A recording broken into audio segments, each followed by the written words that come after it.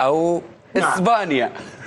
أنا أرد عليك وبلغة الأستاذ فتحي المولدي. أنا شاهدت كأس العالم قبل 36 يوما، انتهى بالنسبة لي. أنتم حتشاهدوا بكرة الأرجنتين هو البطل بس. هذا تحدي، هذا تحدي. هذا تحدي طبعا، وهذا التوقيت، فارق التوقيت 39 يوم بينه وبين. طيب أنا بنمشيها لك أستاذ حازم هذه النقطة، ندخلها في إطار القراءات وكذا، لكن بالله طلعوا لنا صورة الصحيفة اللي قبل أعتقد عامين أو 3، واللي أشرت فيها إلى أن الصورة التي ستجني المليارات. العنوان هذا لو ناخذ الآن المصور المحظوظ، صورة واحدة قد تذر عليه أكثر من نصف مليون يورو، يامال وميسي في نهاية الأحلام بين بطل أوروبا وبطل كوبا أمريكا. هذا العنوان لو نحطه في صحف اليوم وكأنه كتب أمس، شنو صاير يا أستاذ حازم؟ بالطبع يعني لغاية الأمس الناس كانت شاكة أن الصورة من الذكاء الاصطناعي. أنا قبل عامين في العام 24 كتبت عنها قصة هذه الصورة وقصة المصور اللي التقط هذه الصورة من خلال اليونيسيف والدعم الأطفال. بالطبع ذكرت بأن هذه الصورة عندما يلتقي ميسي مع ليمار في فيناليستا، كان في نهائي مفترض أن يكون في فبراير الماضي، ولكن بسبب ظروف الحرب في قطر سيكون هذا النهائي. قلت سيكون هناك نهائي، لم يحدد حتى مكانه فين، لا في قطر ولا شيء. قلت سيكون نهائي، تكون لهذه الصورة المصور المحظوظ ستدار عليه مبالغ تصل إلى نصف مليار. وحدث هذا الفعل من خلال تداولها بشكل كبير، وكل العالم الآن يستضيف في هذا المصور.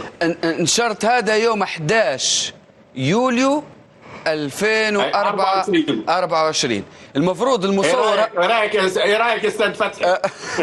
لا تتخوف لا تتخوف انت، ولا نسمع فيك وخايف اسمع. الشوالي في الارتيو يقول لي زمان انت معك جن ولا شنو؟ ولا لا ولا تخوف. انا احترامي ليك نقول لك تخوف فقط. لا يا استاذ فتحي لا، ما شاء الله ما شاء الله. رؤية بالقدريات، انا ابحث في القدريات والاشياء. انت عارف 10,000 مباراة علقتها في تاريخي في ما شاء الله، أحداث كثيرة تابعتها، وأنت تحس بالشيء هذا. أنت لما الحاجة تستمر عليها ويجاك بالصعود وتشاهد حاجات تتكرر بأشكال متغيرة. أنا قلت أن نؤمن بأن التاريخ دائما يتكرر ولكن بصيغه مختلفه، بشكل مختلف تماما. هذه بتاع ابن خلدون، هذه المقوله بتاع ابن خلدون. لا ولكن انا ما تصيدتش زي ليلى عبد اللطيف. خلي ناخذ جمال ستايفي. وتحيه الحازم. انا ذكرني بواحد فيلم شهير لعادل امام، فكان يتجسس على الاخبار ويقول لي وكان حلم. فهو فيلم شهير يعني لعادل امام. كبار مع حسين فهمي. نعم لا مع الكبار صحيح.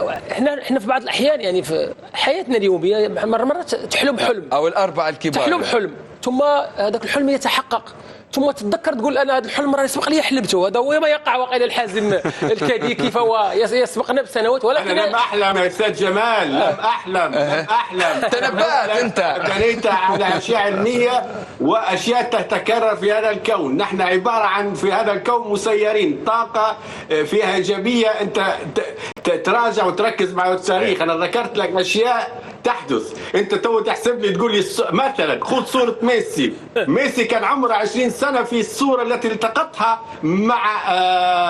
مع يامال. طبعا والصوره طبعا 20 سنه، وميسي عمره الان 29 سنه. نقص 39 سنه، 39 نقصها من 20 تلقاها 19 سنه. هو عمر امين لامان. هذه اشياء قدريه ولا مش قدريه؟ ولكن حازم ان شاء الله هذا جنون وشيء. لا انت الجنون مش هذا الجنون. حازم ان شاء الله انت الجنون. ان شاء الله تتنبأ بكل شيء الا باسبانيا غدوه تربح. ان شاء الله. شوف ان شاء الله حازم ان شاء الله النظريه ديالك كامله استاذ فتحي. انت من عشاق كريستيانو رونالدو. انا والله اتكلم، انا بنحب كريستيانو بشكل كبير جدا، وانا اكثر واحد كتبت عليه بالنسبة للدون أشياء كثيرة. لكن باختلاف، أنا بعيدا عن الميول أقول الأشياء التي أؤمن برؤيتي فيها من حيث الحسابات القدرية. أنا ذكرت لك، أنت أحسب الأمور التاريخية اللي ذكرتها واربطها مع الواقع والأشياء، في أشياء حدثت وأمثلة سابقة حتجدها حدثت بالفعل وصارت بهذه الأشكالية، ولكن طيب. إخراج مختلف وشكل مختلف. طبعا الكاس كما قلت لك انا 39 يوم الفارق الزمني بيني وبينكم. طيب. بكره ان شاء الله يا بالله بسيطة على هذا إضافة بسيطة. وليونيل ميسي حينما سئل المونديال الحالي قال أنه خلص الكرة، انتهى بالنسبة لي. فبالنسبة لحازم كديكي والتوقعات ديالو كانت قبل. إن شاء الله تنسف له في المقابلة النهائية. طيب كابتن حازم، أنا بنكفل هذا المحور. قلت الأرجنتين فايزة غدوة، نقدر ناخذ منك النتيجة 2-1 واحتمالية أن تمتد إلى الأشواط الإضافية. طيب لا يا استاذ حازم، امان قاعد التعب فينا، راهو تعبنا ياسر. طيب خلينا في هذا الإطار. خلينا نتفرج ونرتاح. توقع 2-1، توقعك 2-0 لاسبانيا. جمال السطايفي. فوز إسبانيا. ايه نتيجة الفوز إسبانيا بأي نتيجة ما يجيبها إلا تزيري الكاس. الراجل خلص المونديال انت ما المباراة عنده وتفرج عليها. استاذ حازم مساء الخير. استاذ فتحي قال لي انا مخوف نخاف منه شويه، قال لي حاب نعرف اذا ميسي يسجل بكره. ميسي حيسجل. لا حول ولا